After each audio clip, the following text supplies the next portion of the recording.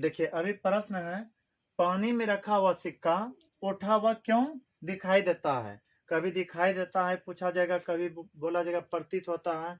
तो जो भी प्रश्न रहे लगभग का उत्तर वही होगा। और एक बात याद रखिएगा, यह प्रश्न कई बार पूछा गया है और ऐसा सभी प्रश्न पूछा जाता है।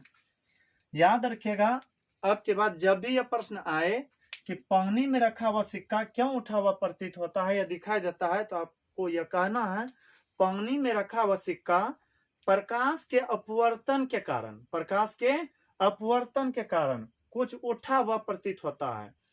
अब इसी में थोड़ा विस्तार से चलना है, इस तरह से थोड़ा समझाते हुए चलते हैं। मान लीजिए यह किसी बर्तन का पेंदी है नीचे और यहाँ पर एक सिक्का रखा हुआ है। सिक्का पता है, इसमें यदि पानी भरा हुआ हो और यदि हम ऊपर से देखने का प्रयास करेंगे तो हमें यह पता चलेगा कि सिक्का जितना भी नीचे था उससे कुछ न कुछ ऊपर उठा हुआ प्रतीत होगा। क्यों? क्योंकि यहाँ पर प्रकाश का अपवर्तन होता है। प्रकाश का अपवर्तन होता है। प्रकाश के अपवर्तन के कारण से ही सिक्का अपने वास्तविक जगह से कुछ ऊपर या उठा हुआ प्रतीत होता है। कारण यह है कि जब प्रकाश इस पर पड़ता है और वह प्रकाश परावर्तित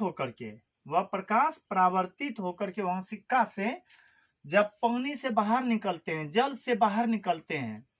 आपको यह भी पता होगा, जल में भले ही रखा गया हो सिक्का, लेकिन मेरा नेत्र इस जगह पर होगा और नेत्र और सिक्के के बीच दो माध्यम आया होगा, एक वायु वाला अर्थात एक विरल और दूसरा पानी वाला अर्थात सघन। आपको यह भी पता होगा कि जब प्रकाश सघन माध्यम से विरल में जाते हैं, जब प्रकाश सघन माध्यम से विरल में जाते हैं तो वह अभिलंब से दूर मुड़ते हैं।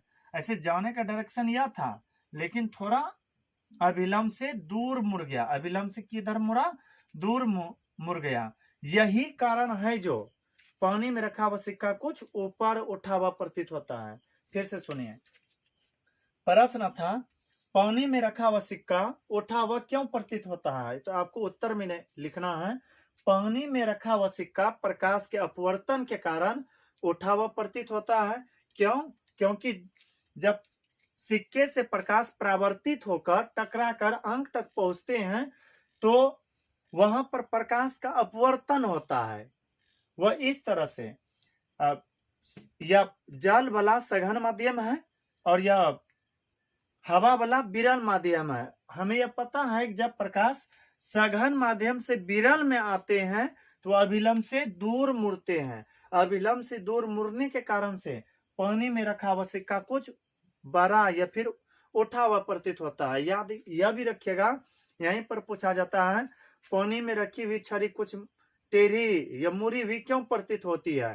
तो इसका भी उत्तर होगा प्रकाश के अपवर्तन के कारण।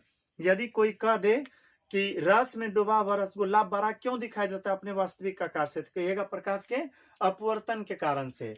जो भी इस तरह का प्रश्न रहे उसका लगभग प्रकाश का अपवर्तन ही उत्तर होगा। एक यह भी प्रश्न आता है, मछली में पानी में तैरती हुई मछली अपने वास्तविक स्थिति से कुछ ऊपर उठा हुआ क्यों प्रतीत होता है। तो आपको कहना है प्रकाश के अपवर्तन के कारण। कभी कभी यह भी पूछा जाता है, पानी से भरी हुई बाल्टी की गहराई कम क्यों प्रतीत होता है। तो कहिएगा प्रकाश के अपवर्तन के कारण। आप लोग जब भी घर में देखिएगा पानी से कोई पात्र जो कि भरा हुआ हो उसका गहराई देखने का प्रयास कीजिएगा तो ऐसा लगेगा कि वास्तविक गहराई से कम गहराई है, जबकि हाथ डालिएगा ना आपको लगेगा कि ना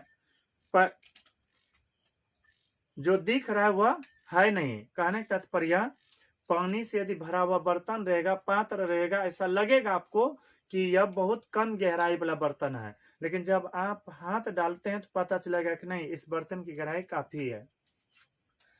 तो जब भी इस तरह से प्रश्न आए कि पानी में रखा हुआ सिक्का उठा हुआ क्यों प्रतीत होता है, तो कहना है आपको पानी में रखा हुआ सिक्का प्रकाश के अपवर्तन के कारण कुछ उठा हुआ प्रतीत होता है।